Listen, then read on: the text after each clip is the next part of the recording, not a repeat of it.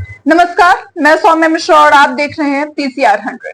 आज एक नई कहानी हमारे पास है और उस कहानी को हम आपसे साझा करेंगे, जिसमें एक एसडीएम को एक बस कंडक्टर से प्यार हो जाता है।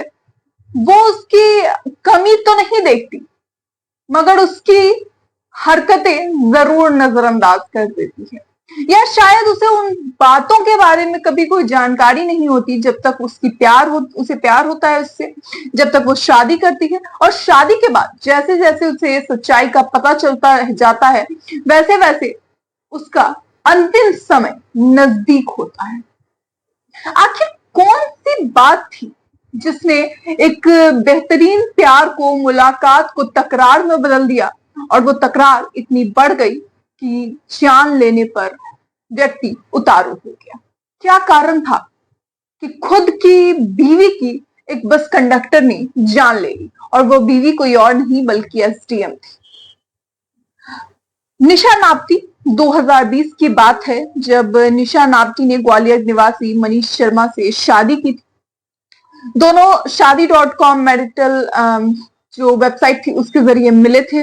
उसके बाद दोनों के बीच में प्यार हुआ। दोनों ने आर्य समाज के जरिए शादी कर ली, लेकिन शादी से पहले का बैकग्राउंड मनीष का एक बार भी निशा ने नहीं देखा। दरअसल मनीष एक बहुत ही लोअर क्लास से बिलोंग करता था। उसके घर वाले उसे बिल्कुल ही नाकारा समझते थे। उन्हें लगता था कि इससे कौन ही शादी करेगा। लेकिन मनीष अपनी शादी को लेकर घर वालों पे प्रेशर बनाता था, जिसके बाद उसी के इलाके से में परिजनों ने उसके लिए एक लड़की खोजनी शुरू की। एक लड़की खोजी गई, जिसके बाद घर वालों ने उसे जैसे तैसे उसकी शादी करवाई। मनीष का 6 महीने बाद अपनी पत्नी से मन भर जाता है। 6 महीने बाद वो अपनी पत्नी को तलाक दे देता है, जिसके बाद वो घर छोड़कर चला जाता है। मनीष एक रिलेशनशिप में भी आता है, और एक नहीं कई रिलेशनशिप में आता है। उसके कई एक्स्ट्रा मैरिटल अफेयर्स शुरू हो जाते हैं, और इसी सबके बीच उसका तलाक पूरा हो जाता है। वो एक महिला के साथ रहने लगता है जिसके 2 बच्चे थे। दोनों बच्चों के साथ वो रहता था। वो महिला ही उसका खर्चा पानी चलाती थी, और इसी के जरिए, इसी सबके साथ जब ये सारी चीजें चल रही थी, इसी दौरान उसकी मुलाकात शादी.com पे निशा से होती है। खुद को बिल्डर बताकर वो एसडीएम निशा से बातचीत करता है, उसे अपनी पूरी कहानी बताता है, जो कहानी कभी से थी ही नहीं, जो कभी से कोई सच्चाई ही नहीं थी। और जिसके बाद निशा नापती और मनीष एक दूसरे को पसंद करने लगते हैं।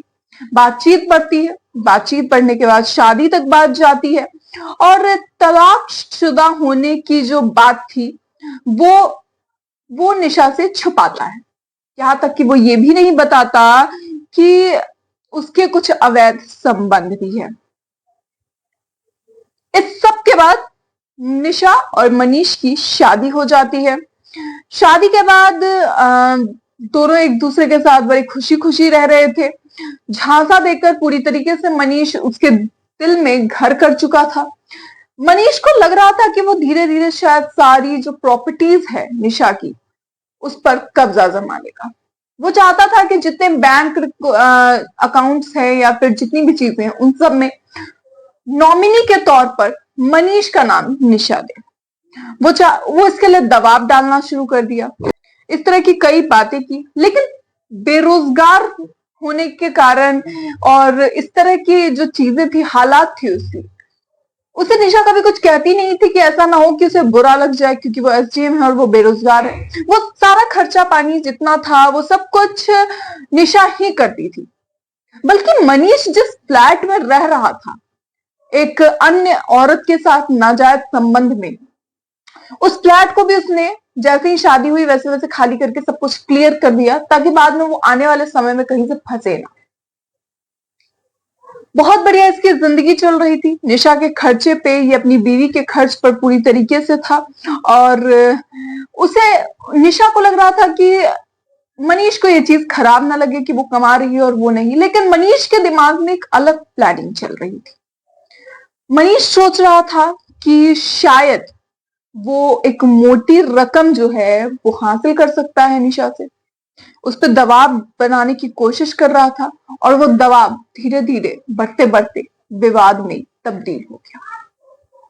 दोनों के बीच विवाद शुरू हो गए, मनमुटाव शुरू हो गए और इसी मनमुटाव के बीच मनीष अपनी एसडीएम पत्नी पर यह भी दबाव डालने लगा कि जितनी भी बीमा है या फिर सर्विस है, बैंक अकाउंट्स है, बैंक रिकॉर्ड्स है, उसमें नॉमिनी के तौर पे मनीष का नाम दे दिया जाए। इस सब के होने तक निशा को कहीं ना कहीं मनीष पर एक शक होने लगा। निशा को लगने लगा कि कुछ तो गड़बड़ है और जब गड़बड़ की कुछ सच्चाई उसके सामने आने लगी धीरे धीरे कि उसके अवैध संबंध भी थे, वो एक औरत के साथ रह रहा था जिसके 2 बच्चे थे, उसकी एक बीवी भी थी जिससे उसने तलाक दे दिया था 6 महीने में ही। जब ये सारी चीजें खुलकर निशा के सामने आने लगी तो साफ तौर पर उसने उसे नॉमिनी बनाने से मना कर दिया, इनकार कर दिया। ये बात मनीष बर्दाश्त नहीं कर सका। उसे लगा कि ऐसा कैसे हो सकता है कि निशा उसे इस चीज के लिए मना कर दे, क्योंकि इसीलिए तो उसने इतनी मेहनत की थी। वो बस उस मोटी रकम के लिए ही तो निशा को उसने कड़ी मेहनत करके अपने काबू में करने की कोशिश की, शादी की उससे, इतना सब कुछ किया। मगर जब निशा ने उसे मना कर दिया तो वो विवाद इतना ज्यादा बढ़ गया कि एक दिन मनीष निशा का कत्ल कर देता है। उसके चेहरे पे तकिया डालता है और उससे दबाकर उसकी हत्या कर देता है। मनीष अपनी एसडीएम पत्नी का मुंह नाक दबाकर गला घोट कर हत्या कर देता है और न सिर्फ हत्या करता है बल्कि 6 घंटे उसकी लाश के बगल में बैठा रहता है। वो सोच रहा होता है कि क्या किया जाए, आगे क्या कदम उठाया जाए, क्योंकि अब तो निशा मर चुकी है। तो फिर कौन सी नई तरकीब सोची जाए खुद को बचाने के लिए। 6 घंटे बाद हॉस्पिटल जाता है। हॉस्पिटल में उसे एक सामुदायिक स्वास्थ्य केंद्र था वहीं पास में, वो वहां पे उसे भर्ती कराता है। डॉक्टर पोस्टमार्टम में बताते हैं कि इसे कोई हार्ट अटैक नहीं आया है। मनीष ने जो कहा कि मेरी बीवी को हार्ट अटैक आया है, डॉक्टर साफ तौर पे मना कर देते हैं और कहते हैं पुलिस को कि इसे कोई हार्ट अटैक नहीं आया है, ये 6 घंटे पहले इसकी मौत हो चुकी है। इसकी मौत अभी हुई भी नहीं है, 6 घंटे पहले ही इसकी मौत हो चुकी है। और जब ये बात उसे पता चलती है, पुलिस को पता चलती है, तो पुलिस तुरंत ही सख्ती से मनीष से पूछताछ करती है, सख्ती से उसके साथ बर्ताव किया जाता है, जिसके बाद मनीष हत्या को कबूल लेता है। वो मानता है कि उसने अपनी बीवी को मारा है। जो तकिया और जो चद्दर कंबल जितनी चीजें थी वो उसने वॉशिंग मशीन में छुपा दी थी, ये सारी बातें वो बताता है।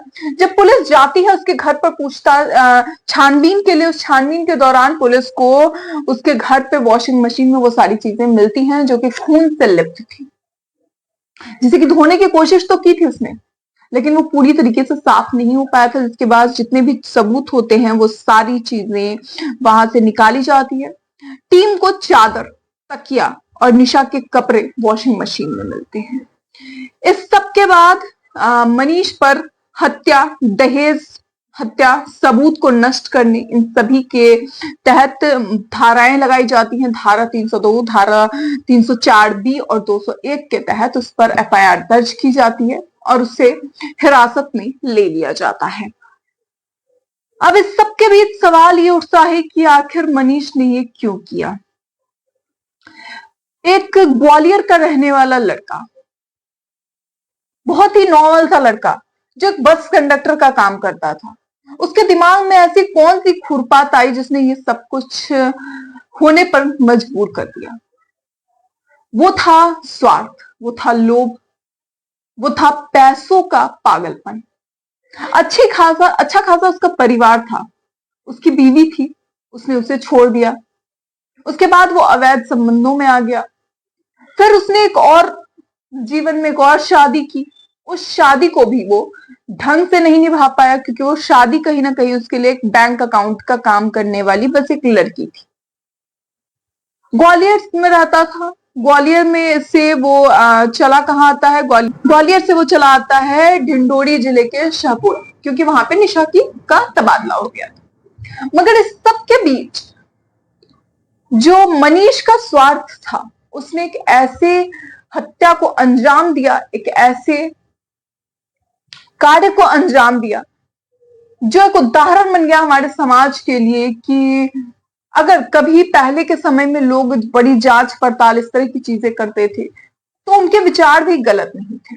आज के समय में लोग सोशल मीडिया के जरिए अपने पार्टनर को खोजना सही समझते हैं, लेकिन क्या सोशल मीडिया के जरिए आप उस पार्टनर के पूरे इतिहास को समझ सकते हैं? ऐसा ही एक मामला और आया था जब पता तो था कि सोशल मीडिया के जरिए वो एक लड़की पूजा थी, मगर बाद में वो एक मुस्लिम लड़की निकलती है। शादी.com हो या फिर किसी भी तरह के कोई भी जो एप्स आ गए हैं, उस पर कहीं ना कहीं ठीक है आपको आपका पार्टनर तो मिल रहा है, मगर पूरी जानकारी उसके बारे में बहुत जरूरी होती है। एक पार्टनर को समझना बहुत जरूरी होता है, न सिर्फ इसलिए कि वो मनीष स्वार्थी था, बल्कि इसलिए भी कि निशा ने प्यार में उसे समझने की कोशिश नहीं की, उसकी सच्चाई को जानने की कोशिश नहीं की, अंधा प्यार किया। और शायद इस तरह के मामले ही होते हैं जब ऐसी हत्याओं को अंजाम दे दिया जाता है और इस तरह के मामले फिर खुलकर सामने आते हैं। खैर, इसे लेकर आपकी क्या राय है, अपनी राय कमेंट बॉक्स में जरूर बताएं। ऐसी और खबरों के लिए देखते रहिए पीसीआर 100।